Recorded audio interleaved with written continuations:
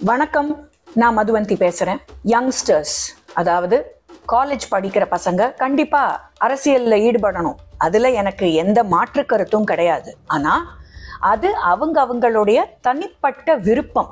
Students should actively engage in politics, அதை நம்புறவனா. ஆனா ஒரு ஸ்தாபனத்துக்குள்ளேயே போய் ஃபோர்ஸ்ஃபுல்லா அதை கொண்டு வருது அப்படிங்கிறது எந்த விதத்துல நியாயமாகும்? அது ரொம்ப ரொம்ப ரொம்ப ரொம்ப தப்பு. ஏன்னா இப்போ கேரளா ஸ்டோரி, அப்புறமா காஷ்மீர் ஃபைல்ஸ், இந்த மாதிரி பல படங்கள் வந்திருக்கு. அதுல நம்ம பார்த்துருக்கோம், ஸ்டூடெண்ட்ஸோட மனசுக்குள்ள ஒரு விஷத்தை உள்ள விதைக்கிற மாதிரி சில சித்தாந்தங்களை கொண்டு போனா அது எந்த அளவுக்கு அந்த கம்யூனிட்டியையோ இல்ல நாட்டையே பாதிக்கும் அப்படிங்கறத அந்த ரெண்டு படத்திலையும் உண்மையா நடந்த சம்பவங்களை சித்தரிச்சிருந்தாங்க. சோ அதை நான் வன்மையா கண்டிக்கிறேன். இதே மாதிரி இப்போ தமிழ்நாட்டுல ரொம்ப ஒரு எனக்கு புரியல, எப்படி இந்த சம்பவம் நடந்துச்சுன்னு எனக்கு புரியலைங்க. ஏன்னா கலைஞர் இருந்த காலகட்டங்கள்லயே கூட காலேஜுக்கோ ஸ்கூலுக்கோ போனா அரசியல் அவர் பேச மாட்டார்.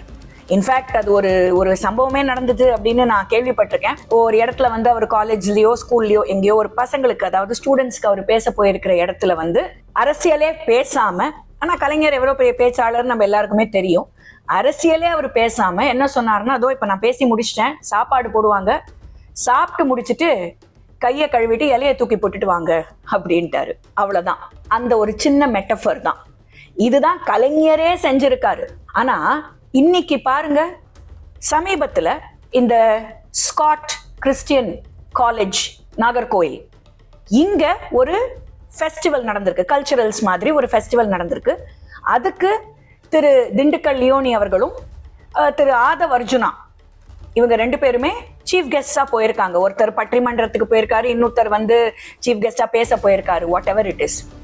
பட் அவங்க பேசிக்கிட்டு இருந்த போதும் சரி, அந்த பட்டிமன்றம் நடந்த போதும் சரி, அங்க இருந்த மாணவர்கள், I am talking about inside college campus, மாணவர்கள் தாவேகா கொடியையும் திமுக கொடியையும் அங்க தூக்கி பிடிச்சிட்டு அதை வேவ்லாம் பண்ணிருக்காங்க. இது வீடியோவே வெளியே வந்துருச்சு. இது எந்த விதத்துல நியாயம்? ஏன்னா ஜஸ்டிஸ் சந்துரு அவர்களோட கமிஷன் பிரகாரம் பொட்டே வச்சுக்க கூடாது, எந்த கயரும் கட்டிக்க கூடாது, ஸ்டூடெண்ட்ஸ் ஒரு ஈக்குவலா இருக்கணும், எந்த கம்யூனிட்டியுமே ஞாபகப்படுத்த கூடாதுன்னு சொல்லி அவர் ரெக்கமெண்டேஷன்லாம் கொடுத்தாரு. இப்போ இது எப்படி நியாயம்? ஒரு அரசியல் கட்சி அதோட கொடி ஃபர்ஸ்ட் எப்படி college student inside college campus எப்படி அதை அவங்க பிடிச்சிக்கிட்டு அந்த கொடியை ஆட்டிக்கிட்டு, வாட் இஸ் திஸ்? இது எப்படி கரெக்ட் ஆகும்? அந்த மாதிரி ஒரு விதையை நீங்க எப்படி இன்ஸ்டிடியூஷனுக்குள்ள ஃபார்மலா எப்படி அதை நடத்த அலோவ் பண்ணலாம்? முதல்ல அந்த இன்ஸ்டிடியூஷன்ல இருக்கிறவங்க எப்படி இதை அலோவ் பண்ணாங்க? எனக்கு அதுவே புரியல. இன்னைக்கான பாத்தீங்கன்னா கஞ்சா, பியரு, கொலை, கொள்ளை, இது எல்லாமே மேக்சிமம் ஸ்கூல்ஸ் காலேஜஸ்ல தான் நடந்துகிட்டு இருக்கு. இதுதான் இப்போ இன்ஸ்டிடியூஷன்ஸோடைய நிலவரம் அப்படின்னே நம்ம சொல்லலாம். அப்படி இருக்கிற இந்த சூழல்ல இந்த மாதிரி ஒரு சம்பவம், ஒரு அரசியல் கட்சி சார்ந்த ரெண்டு பேர் அங்க போய் பேசியிருக்காங்க. பேசின உடனே அங்க இருக்கிற பசங்க அந்த கொடியை காமிச்சிருக்காங்க. இது எப்படி கரெக்ட்னு எனக்கு தெரியல. ஏன்னா இன்னி வரைக்கும் திரு அண்ணாமலை ஐபிஎஸ் அவர்கள் எத்தனையோ ஸ்கூல்ஸுக்கு, காலேஜஸ்க்கு, எல்லா இடத்துக்கும் போயிருக்காரு. ஆனா அந்த இன்ஸ்டிடியூஷன் உள்ள காலை எடுத்து வச்சாருன்னா அவர் சொல்ற முதல் விஷயம், இங்க நான் அரசியல் பேச மாட்டேன், பசங்களுக்கு வேணுங்கிற விஷயங்கள், மோட்டிவேஷனல் டாக்ஸ், இதை நான் கொடுக்குறேன். அரசியல் சம்பந்தப்பட்ட எந்த விஷயத்தையும் நான் இங்க இந்த இன்ஸ்டிடியூஷன் உள்ள நான் பேச மாட்டேன். அதே சமயத்துல வெளியே அடுத்த செகண்ட் பிரஸ் மீட்ல வச்சு கிழிகிழின்னு கிழிப்பாரு ஆளுங்கட்சியை. அதுல எந்த மாற்று கருத்தும் இல்லை. But not inside the campus of any institution. That is how it should be. ஏன் இது ஜேஎன்யூலயோ இல்ல வேற எங்கேயோ நடக்கும்போது இது தப்பு அப்படின்னு எத்தனையோ பேர் கண்டனம் தெரிவிச்சிருக்காங்களே, அதே தானங்க இங்கேயும் பொருந்தும். எனக்கு புரியல, ஏன் இந்த அளவுக்கு தமிழ்நாடு இப்படி மாறிக்கிட்டு வருது அப்படின்னு எனக்கு இந்த செகண்ட் வரைக்கும் புரியல. அடுத்தது மறுபடியும் இந்த தாவேக்கால இருக்கிறவங்க ஏன் இவ்வளோ ஒரு ஐடியாலஜிக்கல் கான்செப்ட் தெரியலையா, இல்ல ஐடியாலஜி இல்லையா, இல்ல எதுக்கு பேசணும்னே தெரியாம பேசுறது, இதுதான் இப்ப ஒரு நார்ம் ஆயிட்டு இருக்கு தாவேக்கா பொறுத்த வரைக்கும். இதுக்குதான் நான் சொல்றேன், இவ்வளவு இடியாப்பசிக்கல் இருக்கிற கட்சியை நான் தமிழ்நாட்டுல பார்த்ததே இல்லைங்க.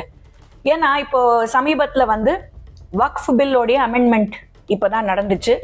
It has been past in the parliament and India முழுக்க இருக்கிற இஸ்லாமிய பெண்மணிகள் இந்த பில்லை சப்போர்ட் பண்ணி ஓப்பனா பப்ளிக்கா வந்து மோடிஜிய வாழ்த்தி குரல் கொடுத்திருக்காங்க. நீங்க அந்த வீடியோஸையும் நிறைய பார்த்திருக்கீங்க. என்னுடைய ப்ரீவியஸ் வீடியோல இதை பத்தி நான் பேசியிருக்கேன். இன்னைக்கு திரு புசி ஆனந்த் அவர்கள் ஒரு பிரஸ் மீட்ல அவரை கேள்வி கேட்கிறாங்க பிரஸ்.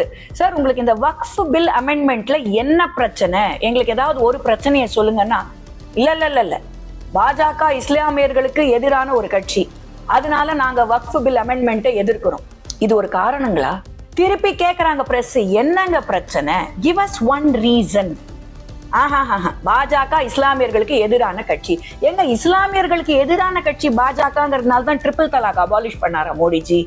இல்ல வக்ஃப் பில் அமெண்ட்மெண்ட்டுக்கு இத்தனை இஸ்லாமிய பெண்மணிகள் சப்போர்ட் பண்ணிருக்காங்களா? இல்ல தாழ்த்தப்பட்ட எக்கனாமிக்கலி வீக் முஸ்லிம்ஸ்க்கு இந்த வக்ஃப் பில் அமெண்ட்மெண்ட் மூலியமா எவ்வளவோ நல்லது நடக்க போகுதே, அப்போ பாஜக இஸ்லாமியர்களுக்கு எதிரான கட்சியா? நான் மறுபடியும் சொல்றேன், பாஜக தான் இருக்கிறதுலயே செக்யுலர், மற்றவங்க எல்லாம் தான் கம்யூனல். ஏன்னா சுயநலத்துக்காக பயன்படுத்தி கொண்டு அரசியல் செய்வதுங்கிறது பாஜக செய்யாதுங்க, கண்டிப்பா செய்ய மாட்டோம். ஏன்னா நாங்கெல்லாம் சங்கினா நண்பன் அர்த்தம். அதனால எனக்கு புரியல, தாவேகால திரு புசி ஆனந்த் அவர்களுக்கு இதுக்கு பதில் இல்ல.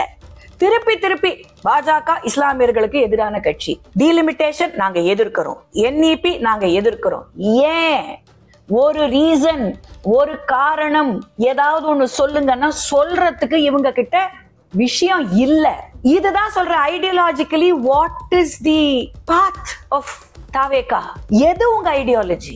என்ன நீங்க மக்கள் கிட்ட சொல்ல பாக்குறீங்க? என்ன நீங்க ஸ்டூடெண்ட்ஸ் கிட்ட கொண்டு போக பாக்குறீங்க? இந்த கொடியை பிடிச்சுக்கிட்டு சுத்துறது தான் ஸ்டூடெண்ட்ஸ்க்கு நீங்க கத்து கொடுக்குற ஐடியாலஜியா? அதுவும் இன்ஸ்டிடியூஷன் உள்ள இதுதான் உங்க ஐடியாலஜியா?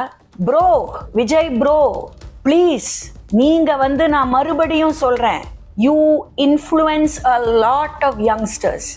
நிறைய பேர் உங்களை பார்த்து உங்களை அட்மையர் பண்றவங்க, அதுவும் யங்ஸ்டர்ஸ் தமிழ்நாட்டில் நிறைய பேர் இருக்காங்க.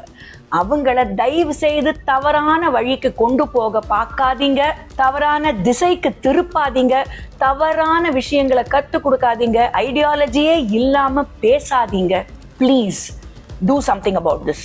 ஏன்னா ஒரு பிரஸ் கேள்வி கேட்கும் போது பதில் சொல்ல தெரியணும். எங்க மாநில தலைவர் எல்லாம் புள்ளி விவரம் வச்சுக்கிட்டு பதில் சொல்லுவார். அதனாலதான் நான் சொல்றேன், நீங்க படிக்கிற ஸ்கூலுக்கு அவர் principal.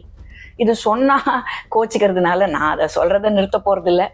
At the same time உங்களை பார்த்து இன்ஃப்ளூயன்ஸ் ஆறவங்க தமிழ்நாட்டில் நிறைய பேர் இருக்காங்க. அவங்கள தயவு செய்து ஏமாத்திராதீங்க. Okay bro, please bro. வணக்கம். பாரத் மாதா கி ஜெய்.